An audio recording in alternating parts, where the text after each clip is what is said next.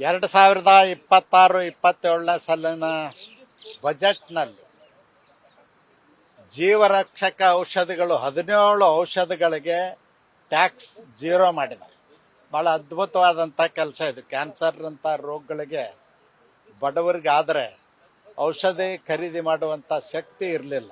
ಆದರೆ ಇವತ್ತು ನರೇಂದ್ರ ಮೋದಿಜಿಯವ್ರ ಸರ್ಕಾರ 17 ಜೀವರಕ್ಷಕ ಔಷಧಿಗಳಿಗೆ 0% ಟ್ಯಾಕ್ಸ್ ಮಾಡಿದ್ರಿಂದ ಅವ್ರಿಗೆ ಅಭಿನಂದನೆಗಳನ್ನು ಸಲ್ಲಿಸಲಿಕ್ಕೆ ಬಯಸ್ತೇನೆ. ಇನ್ನೊಂದು ಬಹಳ ಮಹತ್ವದ ವಿಷಯ ಅಂದ್ರೆ ರೈತರ ಆದಾಯವನ್ನು ಹೆಚ್ಚಿಸಲಿಕ್ಕೆ ತಂತ್ರಜ್ಞಾನ ಮತ್ತು ನೀರಾವರಿಗೆ ಹೆಚ್ಚಿನ ಆದ್ಯತೆಯನ್ನು ಕೊಟ್ಟಿದ್ದಾರೆ.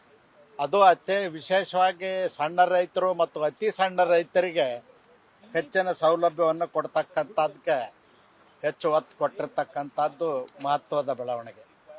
ಈ ಗ್ರಾಮೀಣ ಪ್ರದೇಶದಲ್ಲಿ ಮಹಾತ್ಮ ಗಾಂಧೀಜಿಯವರ ಗ್ರಾಮ ಸ್ವರಾಜ್ಯದ ಕನಸನ್ನು ನನಸು ಮಾಡಲಿಕ್ಕೆ ಪಾರಂಪರಿಕ ಕೈಗಾರಿಕಾ ವಲಯಗಳನ್ನು ಉತ್ತೇಜನಗೊಳಿಸ್ತಕ್ಕಂಥದ್ದು ಮತ್ತು ಕುಲದ ಕಸಬನ್ನೇ ನಂಬಿ ಬದುಕ್ತಕ್ಕಂಥ ಗ್ರಾಮೀಣ ಪ್ರದೇಶದ ಸಣ್ಣ ಗುಡಿ ಕೈಗಾರಿಕೆಗಳಿಗೆ ಹೆಚ್ಚಿನ ಪ್ರೋತ್ಸಾಹ ನೀಡತಕ್ಕಂಥದ್ದಕ್ಕೆ ನರೇಂದ್ರ ಮೋದಿಜಿಯವ್ರ ಸರ್ಕಾರ ಈ ಬಜೆಟ್ನಲ್ಲಿ ಹೆಚ್ಚಿನ ಒತ್ತನ್ನು ಕೊಟ್ಟಿದೆ.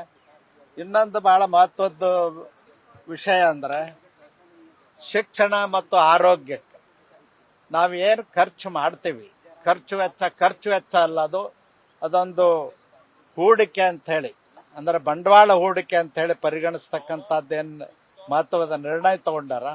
ಇದರಿಂದ ಜನಸಾಮಾನ್ಯರ ಮಕ್ಕಳು ಶಿಕ್ಷಣಕ್ಕೆ ಹೆಚ್ಚು ಅವಕಾಶ ಸಿಗ್ತದ. ಆ ನಿಟ್ಟಿನಲ್ಲಿ ಇವತ್ತೇನು ಆರೋಗ್ಯ ಮತ್ತು ಶಿಕ್ಷಣಕ್ಕೆ ಖರ್ಚು ವೆಚ್ಚ ಅಲ್ಲದು, ಅದು ಹೂಡಿಕೆ, ಒನ್ ಟೈಮ್ ಇನ್ವೆಸ್ಟ್ಮೆಂಟ್ ಅನ್ನೋ ರೀತಿಯಲ್ಲಿ ಏನು ಮಾಡಿದಾರ ಅದಕ್ಕೆ ನಾನು ಅಭಿನಂದನೆಗಳನ್ನು ಸಲ್ಲಿಸ್ತೀನಿ. ಇನ್ನೂ ಹೆಚ್ಚಿನ ವಿಷಯಗಳನ್ನ ನಾವು ಪಡ್ಕೊಂಡು ಬರ್ತೇವೆ. ಮತ್ತು ತೆಂಗು ಮತ್ತು ಕರಾವಳಿ ಪ್ರದೇಶದಲ್ಲಿ ಮೀನುಗಾರಿಕೆಗೆ ಹೆಚ್ಚಿನ ಅವಕಾಶವನ್ನು ಕೊಡ್ತಕ್ಕಂಥದ್ದು, ಉದ್ಯೋಗ ಸೃಷ್ಟಿ ಮಾಡೋದ್ರ ಜೊತೆಯಲ್ಲಿ ರೈತರ ಆದಾಯವನ್ನು ಕೂಡ ಹೆಚ್ಚು ಮಾಡಲಿಕ್ಕೆ ಅವಕಾಶ ಮಾಡಿಕೊಟ್ಟಿದ್ದಾರೆ. ಅದಕ್ಕಾಗಿ ನರೇಂದ್ರ ಮೋದಿಜಿ ಅವ್ರ ಸರ್ಕಾರಕ್ಕೆ ಮತ್ತೊಮ್ಮೆ ಕೃತಜ್ಞತೆ. ನ್ಯೂಸ್ ಫಸ್ಟ್ ನಿರ್ಭೀತಿಯಿಂದ ನಿಮ್ಮ ಪರವಾಗಿ.